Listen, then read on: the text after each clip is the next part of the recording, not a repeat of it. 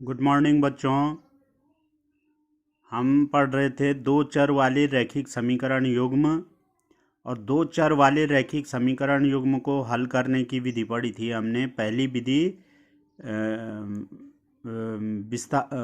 विस्थापन विधि, displacement method. अब दूसरी विधि है विलोपन विधि के द्वारा दो चर वाले रैखिक समीकरण युग्मों को कैसे हल किया जाता है। एक उदाहरण से मैं आपको स्पष्ट करता हूँ। देखिए, समीकरण है 9x ऋण 4y बराबर 2000, समीकरण नंबर 1।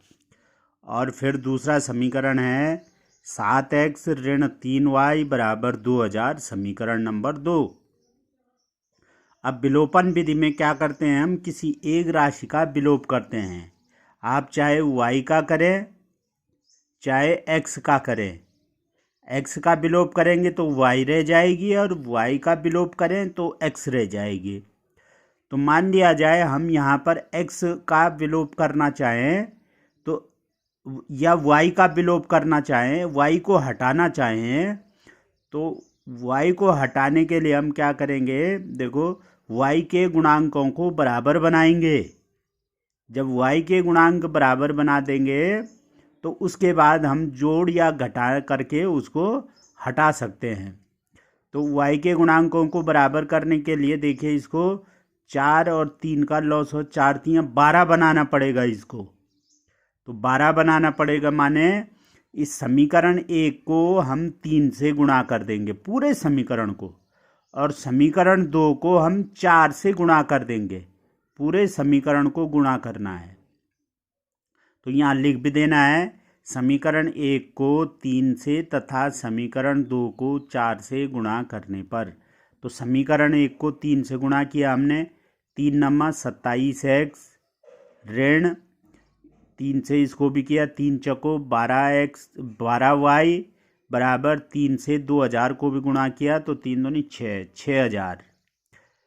फिर इसको समीकरण 2 को 4 से गुणा करेंगे, 4 सत्ता 28x ऋण 4 तियाँ 12y बराबर 4 दूनी 8000। अब आप देख रहे हैं यहाँ पर भी ऋण 12y है और यहाँ भी ऋण 12y है। तो जब चिन्ह समान हो जाते हैं, हम ऐसे एक लाइन मार देंगे। जब चिन्ह समान हो जाते हैं दोनों के, चाहे धन धन हो चाहे ऋण ऋण हो, तो हम घटाने पर करते हैं, क्योंकि घटाने पर घटने वाले के चिन्ह बदल जाते हैं।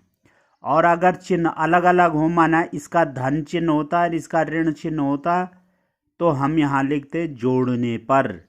जोड़ने पर कोई चिन्ह नहीं बदलते हैं, तो धन 12 ऋण 12 कैंसिल हो जाता।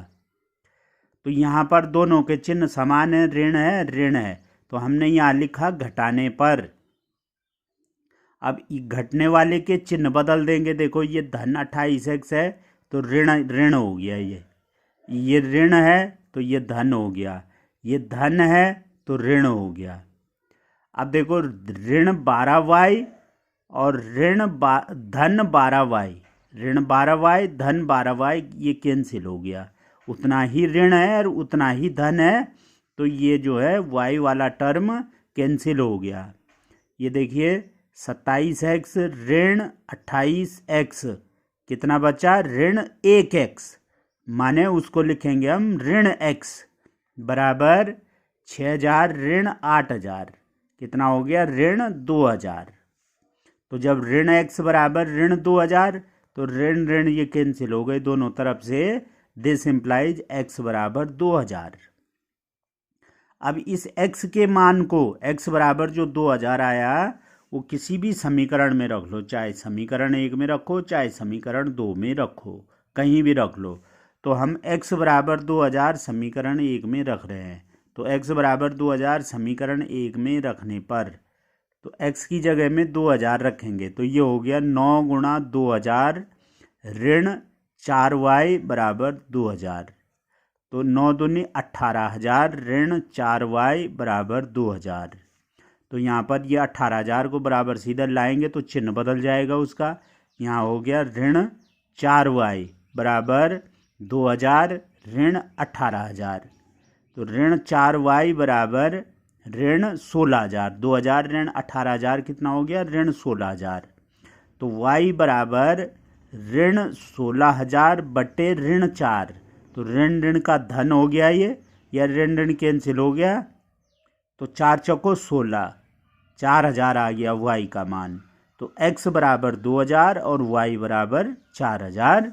ये दो चर वाले रैखिक समीकरण के हल होंगे, इन दोनों समीकरणों के हल होंगे। तो ये तो एक उदाहरण के द्वारा मैंने आपको समझाया। आइए एक्सरसाइज प्रश्नावली 3.4 का पहला ही सवाल। पहला सवाल है x धन y बराबर 5 समीकरण नंबर 1, 2x ऋण 3y बराबर समीकरण नंबर 2। अब हम किसको बराबर करना चाह रहे हैं, ये देखो यहाँ x है, यहाँ x है, यहाँ x का गुणांक 2 है, यहाँ x का गुणांक 1 है। तो अगर आप x को बराबर करना चाहते हैं तो समीकरण 1 को 2 से गुणा कर दो, तो ये 2x हो जाएगा यहाँ। या y को बराबर करना चाह रहे हैं तो यहाँ देखो 3y है ये, तो आप जो है समीकरण 1 को 3 से गुणा कर दो, तो ये 3x धन 3y बराबर 3 पंजे 15 हो जाएगा। तो यहाँ पर हमने क्या किया, x को बराबर कर दिया, आप y को भी बराबर कर सकते हैं। तो ये देखो लिख दिया समीकरण 1 को 2 से गुणा करने पर, तो ये हो गया 2x धन 2y बराबर 2 पंजे 10, और ये इसके नीचे ये समीकरण लिख दिया ऐसे ही, 2x ऋण 3y बराबर 4, ये दूसरा वाला समीकरण लिख दिया। अब देखो ये भी ये बराबर हो गए 2x। अब इन दोनों के चिन्ह बराबर हैं, इसका भी धन है और इसका भी धन है। तो जब चिन्ह समान होते हैं तो घटाने पर करते हैं, और जब चिन्ह असमान होते हैं तो जोड़ने पर करते हैं। ध्यान रहे, जोड़ने पर चिन्ह नहीं बदलते हैं, तो घटाने पर ही चिन्ह बदलेंगे। तो इन दोनों के चिन्ह समान है, इसलिए हमने घटाने पर किया। तो घटाने पर इसका चिन्ह धन था, ये ऋण कर दिया, ये ऋण था, ये धन कर दिया, और ये धन था, ये भी ऋण कर दिया। तो अब देखिए 2x ऋण 2x कैंसिल हो गया, उतना ही धन है और उतना ही ऋण है, तो वो कट जाएंगे। 2y धन 3y कितना हो गया, 5y बराबर 10 में से 4 गया 6, तो 5y बराबर 6, तो y बराबर क्या आ जाएगा, 6/5। अब इस y के मान को किसी भी समीकरण में रख लीजिए आप, समीकरण 1 या समीकरण 2 कहीं भी रख लो।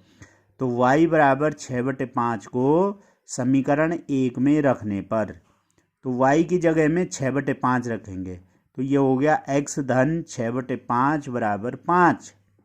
तो x का मान निकालना है, x बराबर ये धन 6/5 को बराबर सीधा लाएंगे तो इसका चिन्ह बदल जाएगा, 5 ऋण 6/5। तो x बराबर देखो 5 पंजे 25 ऋण 6, 25 ऋण 6 सारे का बट्टा 5, 5 पंजे 25 ऋण 6 सारे का बट्टा 5 हो गया ये। तो x बराबर 25 में से 6 गया 19/5। तो समीकरण युग्म के हल क्या आ गए हैं, x बराबर 19/5 और y बराबर 6/5। तो इस सवाल को हमने विलोपन विधि से हल किया है। ऐसे ही आप भी स्वयं प्रयास करना 1-2 सवाल लगाने का विलोपन विधि से, और बहुत ध्यान से। धन्यवाद।